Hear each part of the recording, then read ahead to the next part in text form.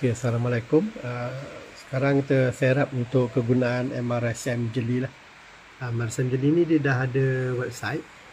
So kita download dia punya lagu, dia punya logo apa semua. So dalam ni dia ada logo dia.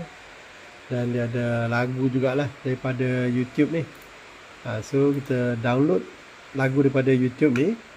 Kemudian kita boleh masukkan ke dalam sistem My Solat Time. So ni logo.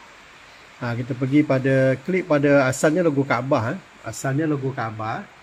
So pergi pada menu antarmuka. Dan di bawah ni kita ada logo. So kita dah tukar logo dia ke logo MRSM. Kemudian satu lagi playlist pula.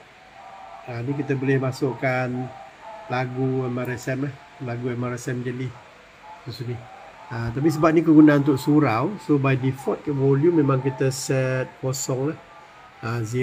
Tapi nanti dia akan run macam ni dalam sistem My Solat Time. Untuk kegunaan surau kita boleh masukkan video juga. Tapi by default kita memang bagi dia set kosong lah. Simpan dan kita tutup.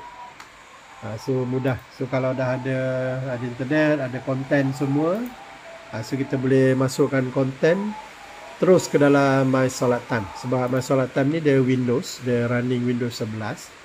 So mudah lah. So kalau dah ada internet tu memang mudah. Boleh masukkan konten terus je. Daripada konten-konten kalau daripada Facebook ke apa semua, kita boleh masukkan konten terus ke dalam sistem lah. Jadi untuk MRSM Surau Al-Mutakim, MRSM Jeli KTN2 ni untuk Kelantan lah. Zone ni kita buat sama dengan dalam JAKIM punya zone. Gua Musang, daerah Galah dan Bertan, Jeli. So kita guna kod yang sama yang digunakan oleh JAKIM lah, KTN02. So ni kena pastikan kod yang betul lah. Kalau zon solat yang salah nanti dia punya waktu solat tu dia berbeza. So kita follow yang JAKIM punya. Okay, sekian, terima kasih.